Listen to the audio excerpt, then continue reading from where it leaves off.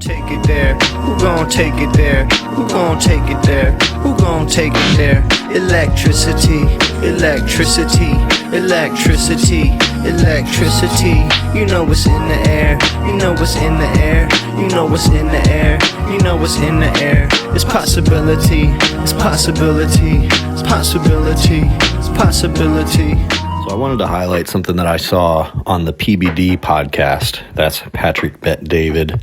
Last time I talked about this guy was when Sam Cedar went on his podcast and debated him, pretty effectively dismantled or refuted most of his usual talking points. The thing about Patrick Bet-David is he's a very... I went into a long diatribe in my last video about him, about how a lot of people who gravitate towards conservative ideology, aside from like capitalists, which PBD is not only a capitalist, but he's like one of the most grifter type of capitalists, like pretty much made, built wealth off of essentially a scam, and then has been able to create this whole media operation out of that. But also, I think a lot of people who gravitate towards conservative ideology are people who have a very straightforward way of thinking. You could say a simplistic way of thinking, and this comes out in the way they speak about issues. It's very simplistic language, simplistic points being made. And I made this point last time too. It's not about being stupid. It's not a matter of being dumb or whatever.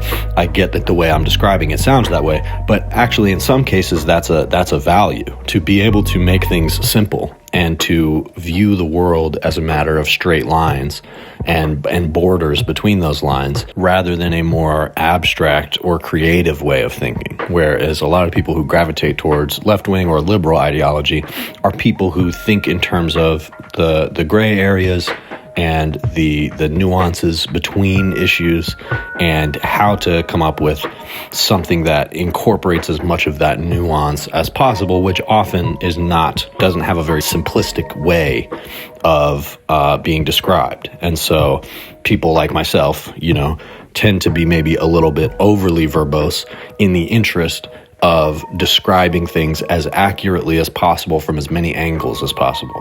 Whereas a lot of people who are conservative, they take in something that they take to be the truth, and that simplicity is something that they view as unable to be refuted by anybody else. And so that's why you get the dynamic between conservatives and liberals in debates, where conservatives will be very insistent on a very specific, very simple point, and it kind of doesn't matter how many angles you can refute that from, because unless you can replace that simple and straightforward logic with something else that fills the same space in their mind, they're just not going to attach to that idea, because they view it as bullshit or overly nuanced or whatever it is. So PBD is frustrating to me in that way. Patrick Bet-David is, I don't think he's a particularly talented communicator. I think that he has built up a pretty large podcast, mostly through putting money into it, I would assume, and associating himself with the right-wing sphere of commentators that has allowed him to build this audience from a very capitalist perspective. He, I would say, is less of a culture warrior type of guy, and he's more interested in supporting the merits of capitalism. But oftentimes the way he goes about that is rather stupid, in my opinion, or just, it's just simplistic. So obviously his way of building wealth and creating a platform has worked for him, but I don't really know that he has the capacity to understand other viewpoints well at all. I think usually him and his co-hosts just kind of default to calling something communism or socialism or whatever, and that's exactly what he did in talking to Sam Cedar. But there's an interesting moment here. There seems to have been some tension building between Patrick Bet-David and his co-host, Adam Cosnick. And Adam has been on the podcast for a while. I remember he was there the first time Sam Cedar appeared on there. I think Adam is a bit more of a talented communicator than PBD. He just, even though I think he's pretty much wrong about everything, he has a slightly more nuanced way of speaking, or at least, of getting his thoughts out there that I think just works a little better. and comes off as less hard-headed. But PBD seems to think that he is either, I don't know, not very engaged with this podcast they're doing. There's some kind of tension between them, and that really seems to be coming out here. So what Adam here is talking about is essentially some like red pill ideology stuff about the dating pool and, you know, how disadvantaged young men are when it comes to finding women. And the thing that these guys cannot wrap their heads around, and they know it, I know they know it, but they don't want to believe it. They don't want to believe that it has to be true, is that conservative ideology, anything even approaching conservative ideology or anything that goes further than that, is just enormously unattractive to women. It's just very unattractive. And that's not without exception. Certainly there are women out there who are looking for that. But I think for the most part, the problem that these guys are facing is that women in America today did not grow up in an environment where, you know, some kind of conservative man's man who wants to run the house and wants to speak for you and that sort of thing. That's not all that they know to look for anymore. Women grow up in an environment where they have a decent amount of opportunity to self-actualize. And so that makes their conservative ideology of, why don't you just settle down with me, let me do the work, you raise the children, you raise the family. There's just an increasingly smaller percentage of women that's appealing to. And they just really, really don't want to accept that. And they're willing to offer just about any explanation that they possibly can, any solution that they possibly can, other than recognizing that their ideology is specifically unappealing to women because it is specifically oppressive to women. That's the whole point. And they can talk about feminism and how much feminism has destroyed society all they want. The reason that it's there in the first place is because their conservative ideology is oppressive to women. And you can't put that toothpaste back in the tube. We're never going to go back to a point. We are never going to erase enough progress in society that women forget that conservative ideology is oppressive to them. But we'll see. They're certainly trying. They're certainly trying to turn America back into an environment where women don't know any better, so to speak. But anyway, this is an interesting moment because PBD kind of calls out his co-host Adam for taking this sort of red pill stance on women. And I'm not really sure what the explanation is for this disconnect between them. They get into it a little bit, but I think this is interesting to talk about because I always think it's interesting when conservatives are dealing with the problems of their ideology that are right in front of their face and they still just can't quite grasp what it is. So let's listen to this real quick. Men and women are not equal. Why? Because equal means the same. We're not the same. You have this magical, amazing ability to have children and give birth. And you're giving it all up to do what? Make a couple extra bucks? And then here's the funniest thing is they say things like, you know, I don't want no man telling me what to do. Listen, bitch, you don't want your husband telling you what to do, but you'll have a random boss telling you what to do? So it doesn't make any sense to me. So that is the problem with women. This is hoflation. That is who men are choosing to marry. That's a wife. That's who you're going to choose to have. Hey, mom, I want you to introduce you to my new girlfriend, Riley Reed. Unbelievable. So who's the one that we talked about? She had sex with 100 guys? It's just like your chance to vent because you're done. Okay, so we got it. We understand. What does that mean? I'm done. Yeah, like what does I'm that good. mean? You've been speaking plenty of time. We'll move on. So, but you do notice what's happening in society. Adam, I got your point. You're in this life, so the only people you're ever with is with nightlife. No, Pat, people. you're absolutely wrong. I'll tell you why you're absolutely wrong. Yeah, I'll tell you why you're wrong. Okay, so go ahead. Tell us what because it's not. I'm in this life. Yeah. Every man who's single is in this life. Yeah. I get that you're happily married. You have 4 kids. That's not. No, that's amazing. No, that is the point. No, that's not the point. Of course, it's the point. The point is you don't know what it's like to be single out there and see half the girls you meet are doing OnlyFans. Adam, where are you looking for these people? I'm not even saying me. No, but that's the point. Though, where are you looking? Don't worry about me. I'm good. No, I'm talking about the rest of men in society. No, you're speaking from your perspective. No, you're speaking. Who do you think has more credibility on this topic, me or you? You're to being around hoes. You, yeah, I agree. You're around this. That's your market. But you know what you sound like to me? You sound like a little victim. is what you sound like. What? You sound like You're making this about me, and I'm making this about society. No, because so go ahead. I'm the victim. Go ahead. Go ahead. Wait a minute. Any guy who listens to this and buys into the rhetoric that's being sold, hear them out. But if you buy it, you sound like a victim. That's what you sound like. When somebody talks like that, everybody's this and everybody's that and everybody's that, you sound defeated, you sound like a victim, you sound weak. But don't sit here and say, well, let me tell you, this one girl used to be this. I'm playing all these videos, and just a week ago I had a conversation with you about how we talk over, certain things we say. You do it again the following week. After I had a conversation with you last week. After Sarah Huckabee Sanders looked up, I told you I don't like that. So if you want to go do something else on somewhere else, do it. Don't do it in a place like this. And I've told you this 50 times. You lack respect in the way you communicate sometimes. Okay. I apologize for And that. I told you this how long ago? How long ago was this when I had this conversation? And you talk like this. It's like the guy's got 2 daughters sitting here.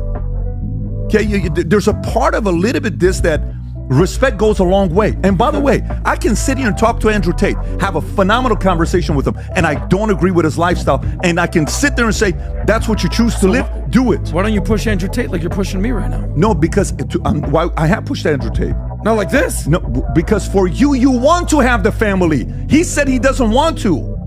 You say you do. So you're like this guy. Andrew Tate, this is me. Great, go. I respect anybody that believes in whatever they believe in. Doesn't mean I have to choose to live the way you live. Yeah, but for you, it's like this.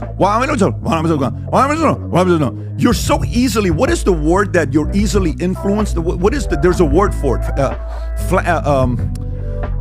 What is the word that somebody can easily change their minds on? Not impressionable. It's a different, malleable. You're so easily malleable. Like you can go hang out with a group here and then you'll change, and you go hang out here and then you'll change. You go hang out over there, you'll change. So there's a lot of interesting stuff going on here. The first and most obvious point is that Patrick David on this is right. His critique of Adam is accurate. I think some of the things that he says, betray his own bias and the way he thinks. But it's funny that PBD is so accurate in his criticism of Adam. I think it's more personal than anything. And I'll get to that later. But the problem here, Patrick, is that the call is coming from inside the house. And I think that that's what's frustrating him a little bit, is that, he recognizes that this guy works for him, and this guy's using his platform to air out this misogyny of his. And Patrick, for whatever reason, feels that that's a red line. There's plenty of racism, xenophobia, homophobia, transphobia, and misogyny that already gets aired out on this very platform. But for some reason, his co-host Adam doing it is the problem. It's probably because there's a dynamic between them that leads Patrick to feel comfortable lashing out at him about this. He's also his boss, and so Adam kind of has to put up with this, whereas if it's a guest, maybe Patrick doesn't, especially if it's a guest that's on the right, Patrick doesn't feel as comfortable laying into them like this. And that's another interesting thing that Adam says. There's a bunch of bullshit that he says in his little rant there. But one of the things that he says is, you're going to give up this magic of childbirth because you want to have a boss, or you don't want to get told what to do by some man, so you're going to be told what to do by your boss. And then immediately that leads to his boss laying into him about what he was saying just there.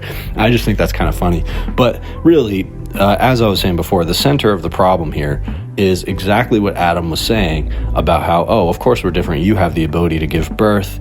And so why would you want to give that up? So you can make a few extra bucks.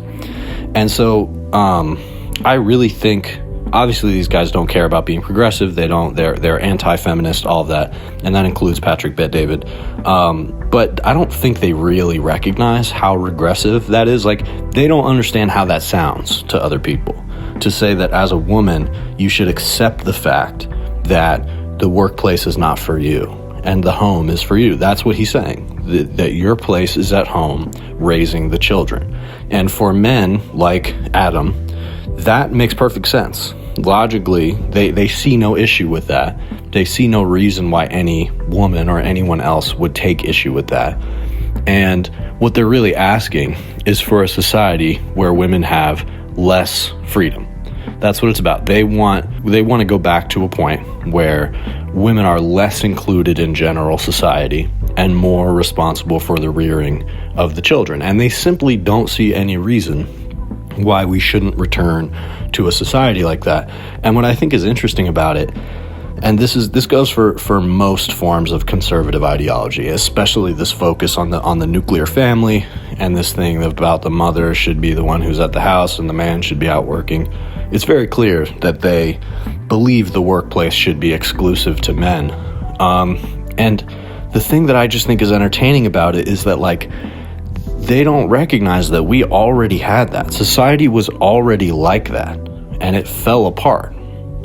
And I don't think they have enough sophistication about things like, you could call it dialectics, or you could just call it political discourse, or just human behavior, human thought. The idea that if you confine someone to a certain kind of conditions, if you take a whole swath of the population, like women, and you say that they should be at home, this is the place for women, is rearing children. They don't recognize that the natural response from that group of people is to consort amongst themselves about how they can liberate themselves and each other. That's what happens when you put someone into confined conditions like that, especially as you're creating a wealthy society with all kinds of interesting privileges and things to do, but you're saying, because you're a woman, because you're a black person, you are excluded from those things, and that's just the way it is. And conservatives really think, not only do they think that that was like the better way to organize society, but they really think that if we return to that everything's just going to be good. And that, first of all, the same thing isn't going to happen again, where that construct of society falls apart instantly, because obviously it's going to. It already did. But also, they don't see that it's going to be much worse. It's going to be a much less stable version of society than it even was before. Before, at least, that iteration of oppressive society and patriarchal society had the advantage of the fact that most people knew no other way. But now, there's nothing they can do to erase all of the history of the fact that for many, many years, we have lived in a society that moved away from that. And so you think you're just going to convince women on the whole that they're better off as caretakers and child rearers and homemakers? I mean, it's insane. It's incredibly selfish. And it in itself is the singular between any person who shares the ideology of Adam and any woman. I mean, it's just not the kind of thing that you say to a person with a straight face and not expect them to think that you're disgusting. And so the real epidemic here, the real problem that these conservatives, these red pillars, keep talking about is that there's an epidemic of young men, young conservative-leaning men, who are going on first dates and trying to find whatever matches on dating apps or go out and meet women, and they're saying these things to women, you know, within a couple dates of meeting them. So in the time period where a woman is trying to get to know you, understand where you come from, what type of person is this? Is this guy dangerous? Is this guy going to hurt me? Is this guy going to be upset with me if I don't give him something that he wants? Is this guy going to try to put me into some kind of weird, controlling, manipulative trap? They're trying to measure, is this man some version of psychotic? Does this man hold beliefs that are going to lead to me being hurt or manipulated or abused? And I don't think guys like Adam and other red pill types, because there's obviously much worse versions of red pill ideology, but you know, Adam's inching pretty close, whatever it is in his personal life that's leading him to think this way. And he's kind of defiant about it and saying like, oh, well, I got no problems with the ladies because I'm a high class, I got money, I got status. And they think that that's all that it's about. They genuinely think that if you're like a high status man who makes a lot of money, that there shouldn't be anything else about you that qualifies you to be with a woman. And that right there is the reason that they can't grapple with why dating is so difficult for men, because they don't understand that women are coming from a perspective of they're just trying to keep themselves safe. And they are desperately trying to find men who don't believe in these type of things that are inevitably going to lead to a toxic home situation. That's the problem. It's not just that they say, ew, Stephen Colbert told me that those ideas are nice. It's not about that. It's about the fact that women are smart and know what's good for them. And they know that this shit that Adam is talking about, while it makes perfect sense to him, is actually very dark. It's very dark. And it leads to a dark home life. And Patrick Bet-David, he also still recognizes that what Adam's saying is kind of dark. And so that's why he has this reaction to it. But then at the same time, back to this thing about the call is coming from inside the house, Patrick. It's not just the fact that this guy works for you, because you said yourself that you can have Andrew Tate on and have a nice, kind, polite conversation with him about because you disagree with his lifestyle. So not only are you able to tolerate the presence of a disgusting, like Andrew Tate, someone who advocates for a manipulation of women and sex trafficking. Andrew Tate specifically advocates for those things. So you're saying, well, I have a level of tolerance for those ideas, but the problem is you want to have a wife, but you're not recognizing your platform is being used to launder those ideas to millions of people. And then you're surprised that Adam is picking up on the same ideology and repeating it on the same platform. He's just trying to think of things to say. He's just trying to think of takes. That's his job. So he probably didn't really have an indication that this type of take was going to piss Patrick off in this way, because it seems like Patrick just kind of selected this as a moment to give him a dressing down.